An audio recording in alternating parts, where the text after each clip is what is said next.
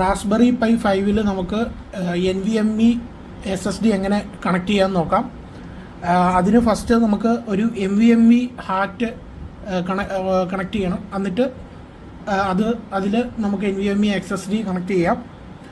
First ഞാൻ raspberry pi വാങ്ങിയപ്പം അതിൻ്റെ official സൈറ്റിൽ നിന്നുള്ള കേസും പിന്നെ അതിൻ്റെ തന്നെ ഒരു ഡീഫാൾട്ടായിട്ട് അതിൻ്റെ കൂടെ വരുന്ന ഒരു ചെറിയൊരു കൂളറുമാണ്. റാസ്ബെറി പൈയുടെ കൂളർ വേറെ കിട്ടും, നല്ല വലിയ ഹീറ്റ് സിങ്കും ഫാനും ഉള്ള കൂളർ കിട്ടും. നമ്മൾ പക്ഷേ ഇതിൻ്റെ കൂടെ ഈ കേസിൻ്റെ കൂടെ വരുന്ന ഒരു കൂളർ ആദ്യമേ ഞാൻ മേടിച്ച് ഫിറ്റ് ചെയ്തിരുന്നത്. അപ്പോൾ അതിൻ്റെ ഒരു ചെറിയ ഒരു ഹീറ്റ് സിങ്ക് ഇതിനകത്തുണ്ട്. അപ്പം നമുക്കത് മാറ്റി ഈ ഹാർട്ട് കണക്ട് ചെയ്യുമ്പം എന്തായാലും നമുക്ക് ഇത് യൂസ് ചെയ്യാൻ പറ്റില്ല, ഈ കേസ് യൂസ് ചെയ്യാൻ പറ്റില്ല. അപ്പം ഇതിൻ്റെ വലിയ ഹീറ്റ് സിങ്കും കൂളറും കൂടെ ഫാനും ഉള്ളത് കണക്ട് ചെയ്യാമെന്ന് വെച്ചു. അപ്പം ഇത് ഊരിക്കളയാം, ഈ ഫാനും ഇതിൻ്റെ കണക്ഷൻ ഊരിക്കളയാം. ഇതിൻ്റെ കേസിൽ നിന്ന് ആദ്യം എടുത്തിട്ട് ഇതിൻ്റെ ഒരു ഫാനിലേക്കുള്ള പവർ കണക്ഷൻ ഊരി എടുത്ത് മാറ്റാം. പിന്നെ ഈ ഫ്ലോസ് എന്തിനാണെന്ന് വെച്ചാൽ ഇപ്പോൾ ഈ ഓൾറെഡി കണക്ട് ചെയ്ത് വെച്ചേക്കുന്ന ഈ ഹീറ്റ് സിങ്ക് നമുക്ക് വലിച്ചാൽ നല്ല പാടാണ് പോരാൻ. ഇത് അങ്ങനെ പോരില്ല. ഇത് ഒരു ചെറുതായിട്ടൊന്നൊരു ബ്ലോവർ ഉണ്ടെങ്കിൽ ചെറുതായിട്ടൊന്ന് ഹീറ്റ് ചെയ്തിട്ട് എടുത്താൽ പോരും. പക്ഷേ എൻ്റെ ബ്ലോവർ ഇല്ല, അതുകൊണ്ട് ഞാനൊരു ഡെൻ്റൽ ഫ്ലോസ് ആണ് യൂസ് ചെയ്യുന്നത്. നമുക്കപ്പം ഡെൻ്റൽ ഫ്ലോസും കൊണ്ട് ഈ ഹീറ്റ് സിങ്ക് അഴിച്ചെടുക്കാൻ നോക്കാം. അതൊക്കെ ഫ്ലോസ് ചെയ്യണം. പിന്നെ ഇത് നിങ്ങൾ ഈ ബ്ലോവറൊക്കെ യൂസ് ചെയ്യുവാണെങ്കിൽ ഭയങ്കര സൂക്ഷിച്ച് വേണം യൂസ് ചെയ്യാൻ. കാരണം അധികം ഹീറ്റൊന്നും കൊടുക്കരുത് ഇതിന്. കാരണം ഇതിൻ്റെ കമ്പോണൻ്റൊക്കെ ഡാമേജ് ആയി പോകും. പിന്നെ ഇതിൻ്റെ സോൾഡറിങ് ഒക്കെ പ്രശ്നമാകാൻ സാധ്യതയുണ്ട്. അത് ഇളകി വരുന്നുണ്ട് ചെറുതായിട്ട്. നമുക്കത്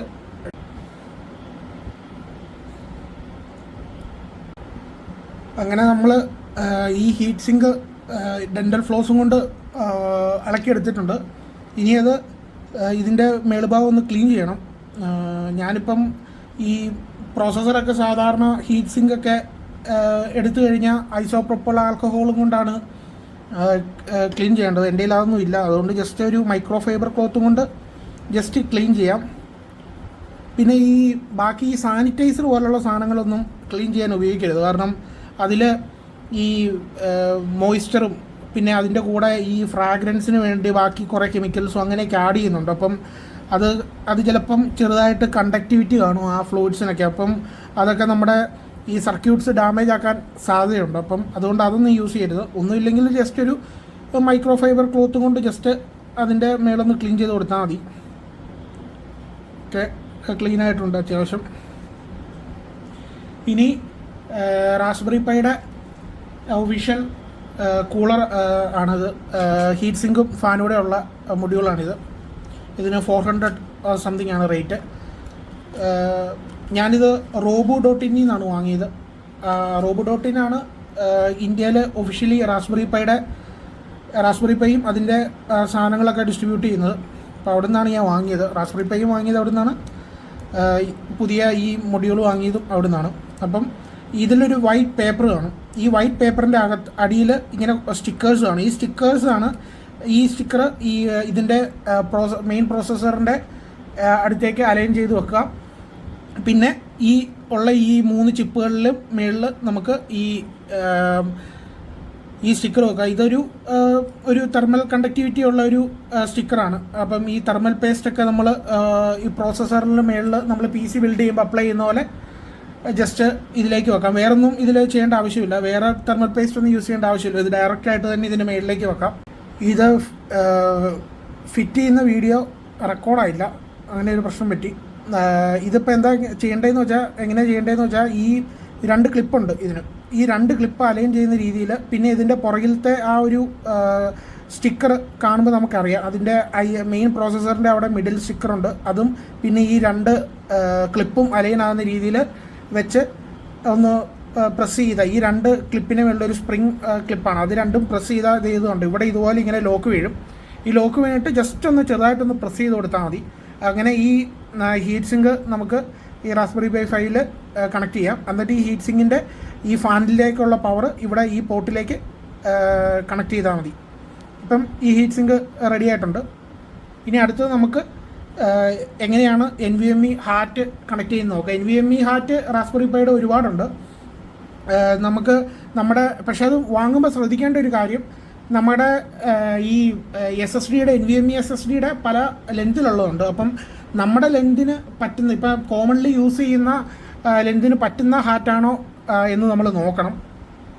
പിന്നെ മറ്റൊരു കാര്യം പറയാനുള്ളത്, ഈ റാസ്ബെറി പൈയുടെ ഈ ഹീറ്റ് സിങ്കും കൂളറും നമുക്ക് നമ്മുടെ ഈ ഇതിനും ഫിറ്റ് ചെയ്ത് ഉപയോഗിക്കാം. നമുക്കിപ്പം NVMe ഉപയോഗിക്കാതെ തന്നെ നമുക്ക് സാധാരണ രീതിയിൽ ഉപയോഗിക്കാം. നമുക്ക് ഇതിൻ്റെ ഫാൻ നമുക്ക് ഇവിടുന്ന് അടർത്തി മാറ്റാൻ പറ്റും. ഈ കേസിൽ നിന്ന് ഇങ്ങനെ ഈ ഫാൻ അടർത്തി മാറ്റിയാൽ നമ്മുടെ ഈ കേസിൽ തന്നെ ഇത് ഉപയോഗിക്കാൻ പറ്റും. നമുക്ക് ജസ്റ്റ് ഈ കേസിൽ തന്നെ നമുക്കിത് ഫിറ്റ് ചെയ്ത് വെക്കാം.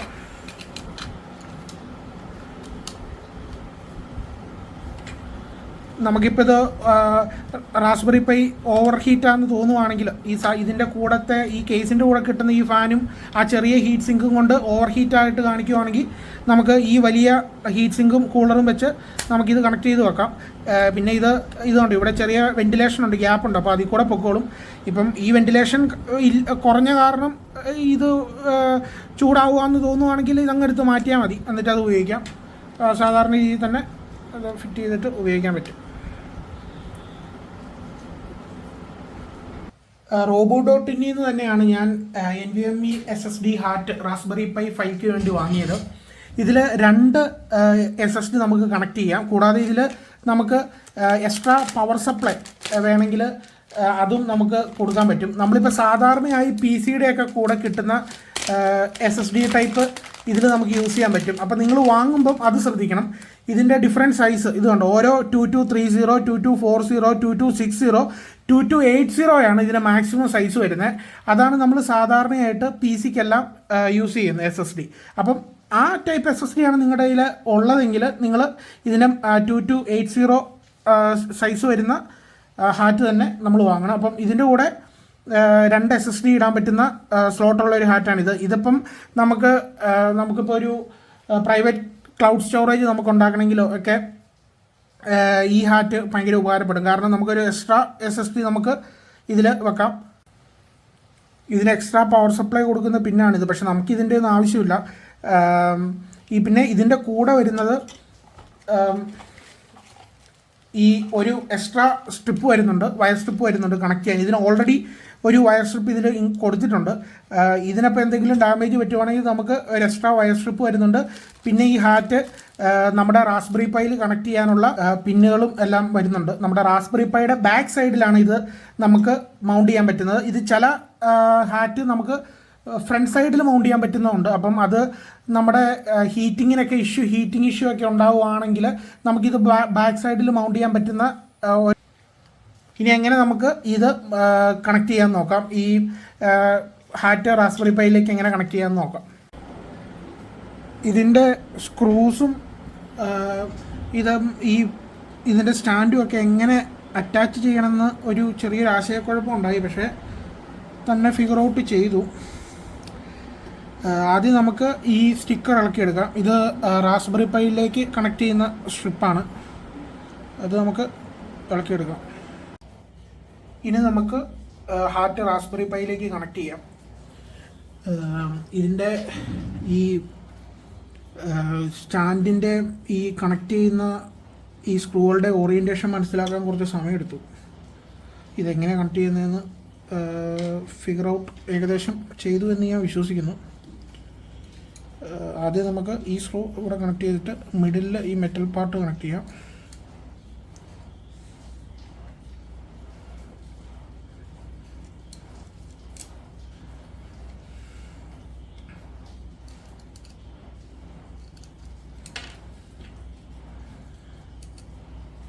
ഞാൻ ആദ്യം നടുക്ക് പ്ലാസ്റ്റിക്കിൻ്റെ ഈ സ്ക്രൂ കണക്ട് ചെയ്യാൻ വെച്ച്, അപ്പം ഇതിൻ്റെ സ്ട്രിപ്പ് എക്സ്റ്റൻഷൻ എത്തുന്നില്ലായിരുന്നു. എന്നിട്ട് പിന്നെ ഞാൻ ഫിഗർ ഔട്ട് ചെയ്താണിത്. പിന്നെ ഇത് ഇപ്പം വന്ന SSD ഇവിടെ ഫിറ്റാകില്ല, അപ്പം ഈ സ്ക്രൂ ആണ് മനസ്സിലായി അവിടെ വരുന്നത്. അങ്ങനെയൊക്കെയാണ് ഓരോന്ന് ട്രയൽ ആൻഡ് റെക്കോർഡാണ് ഫിഗർ ഔട്ട് ചെയ്യുന്നത്.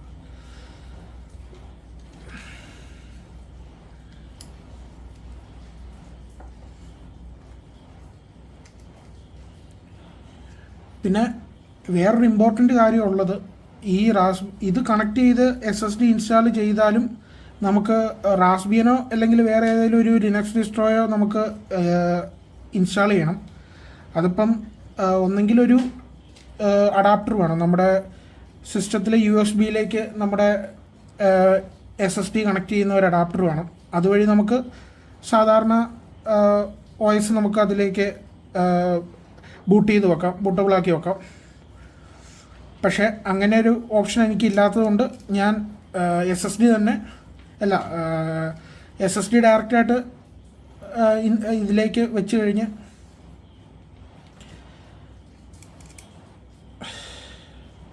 SSD ഡയറക്റ്റായിട്ട് ഇതിൽ വെച്ച് കഴിഞ്ഞ് മെമ്മറി കാർഡിലെ OS ഇതിലേക്ക് ട്രാൻസ്ഫർ ചെയ്യുകയാണ്. മെമ്മറി കാർഡ് ഞാനിപ്പം റിമൂവ് ചെയ്യുന്നില്ല, കാരണം എപ്പോഴും OS ബൂട്ട് ചെയ്യുന്നത് SSD എന്നായിരിക്കണം.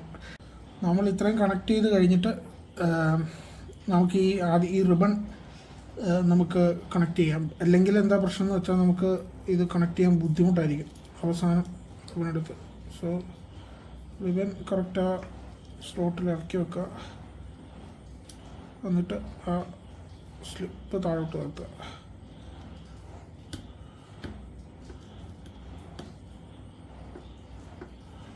ഓക്കെ, കറക്റ്റായിട്ടുണ്ട്. സെക്യൂർ ആവുന്ന ഉറപ്പുവരുത്തുക. ഓക്കെ, അത് കണക്റ്റ് ആയിട്ടുണ്ട്. ഇനി ജസ്റ്റ് ഇങ്ങനെ സെറ്റ് ചെയ്യാം. ഇത് നമുക്ക് ഊരേണ്ടതാട്ടോ നമുക്ക്, കാരണം ഈ SSD-യിലേക്ക് ഇതിനകത്ത് ഇൻസ്റ്റാൾ ചെയ്തേക്കുന്ന OS മൈഗ്രേറ്റ് ചെയ്യിച്ച് കഴിഞ്ഞിട്ട് നമുക്കിത് എടുത്ത് മാറ്റേണ്ടതാണ്. അപ്പം ജസ്റ്റ് ഇതൊന്ന് നമുക്ക് ഊരിയിട്ടൊന്നുകൂടെ മെമ്മറി കാർഡ് എടുത്ത് മാറ്റാം. മെമ്മറി കാർഡിലാണല്ലോ ഇപ്പം OS ഇൻസ്റ്റാൾ ചെയ്ത് വെച്ചേക്കുന്നത്. അത് നമുക്ക് SSD-യിലേക്ക് മൈഗ്രേറ്റ് ചെയ്യിക്കണം.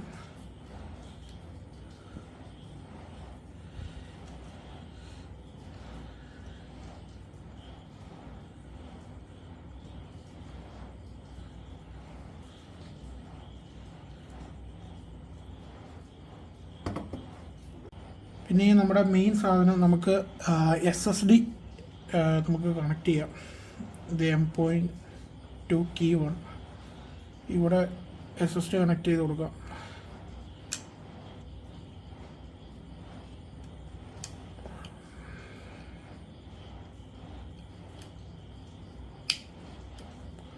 SSD കണക്ട് ചെയ്തു. ജസ്റ്റ് ഇത് ഇവിടെ ഒരു സ്ക്രൂ ഉണ്ട്, അതുകൊണ്ട് സെക്യൂർ ചെയ്യാം.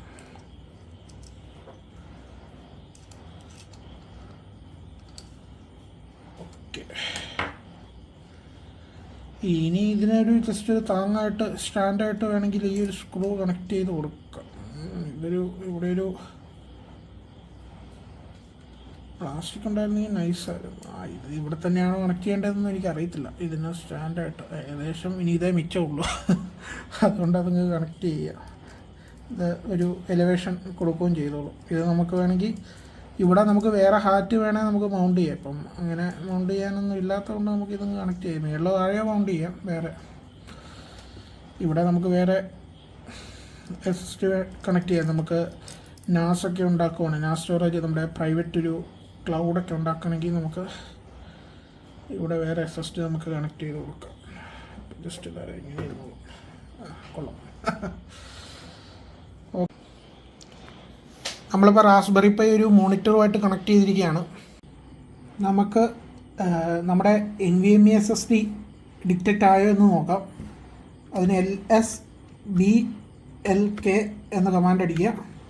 അപ്പം നമ്മുടെ ഉള്ള എല്ലാ സ്റ്റോറേജ് ഡിവൈസസും വരും. ഇത് നമ്മുടെ NVMe SSD ഡിറ്റക്റ്റ് ആയിട്ടുണ്ട്. 250 GB NVMe SSD ആണ്. അത് സക്സസ്ഫുള്ളി കണക്റ്റഡ് ആയിട്ടുണ്ട്.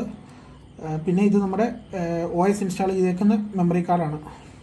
അപ്പോൾ നമ്മൾ ഇനി ഈ മെമ്മറി കാർഡിൽ നിന്ന് എങ്ങനെ SSD-യിലേക്ക് OS മൈഗ്രേറ്റ് ചെയ്യിക്കാമെന്ന് നോക്കാം.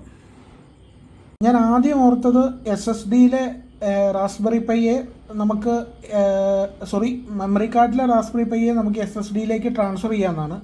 പക്ഷേ ആക്ച്വലി അത്രയും കോംപ്ലിക്കേറ്റഡ് ആക്കേണ്ട ആവശ്യമൊന്നുമില്ല. നമുക്ക് ഡയറക്റ്റായിട്ട് റാസ്ബെറി പൈ ഇമേജറും കൊണ്ട് SSD-യെ നമുക്ക് OS ഇൻസ്റ്റാൾ ചെയ്യാം. എന്നിട്ട് മെമ്മറി കാർഡ് ജസ്റ്റ് ഊരിയാൽ മതി.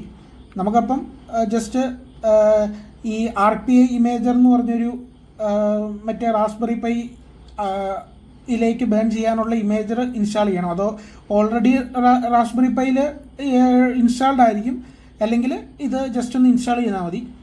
ഇത് ഇൻസ്റ്റാൾ ചെയ്ത് കഴിഞ്ഞ് ജസ്റ്റ് അത് ഒന്ന് റൺ ചെയ്യുക. റൺ ചെയ്ത് കഴിയുമ്പോൾ നമ്മൾ സാധാരണ റാസ്ബെറി പൈയിൽ ഇൻസ്റ്റാൾ ചെയ്യാനുള്ള ബേണറുടെ ഇൻ്റർഫേസ് വരും. എന്നിട്ട് നമ്മുടെ ഡിവൈസ് റാസ്ബെറി പൈ 5 കൊടുക്കുക. OS നമുക്ക് ഫുൾ ഡെസ്ക്ടോപ്പ് വെർഷനാണ് വേണ്ടതെങ്കിൽ അത് കൊടുക്കുക.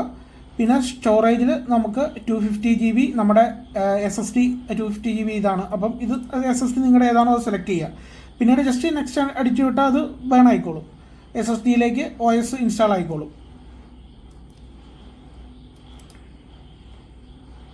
ഇപ്പം ഞാൻ ഓൾറെഡി ഇൻസ്റ്റാൾ ചെയ്തിട്ടുണ്ട്. അത് കഴിഞ്ഞ് ജസ്റ്റ് ഷട്ട് ഡൗൺ ചെയ്യുക.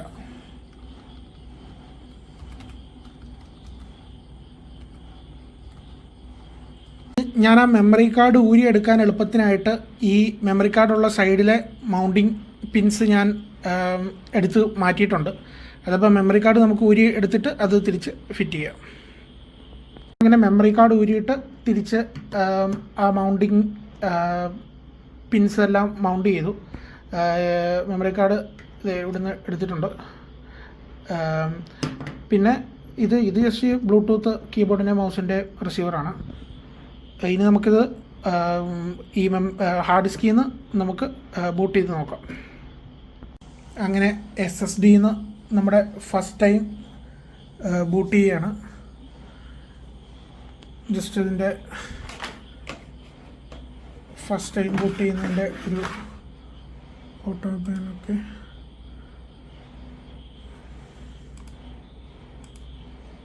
അടിച്ചു.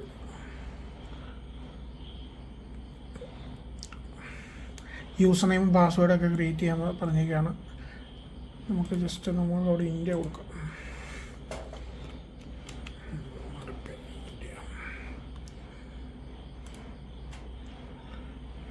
Language English.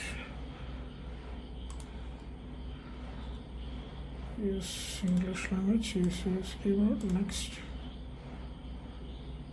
യൂസർ നെയിമും പാസ്വേഡൊക്കെ നമുക്ക് ക്രിയേറ്റ് ചെയ്യാം. യൂസർ നെയിമും പാസ്വേഡ് ക്രിയേറ്റ് ചെയ്തു. ഇനി നമുക്ക് ഡിഫോൾട്ട് ബ്രൗസർ ഫയർഫോക്സ്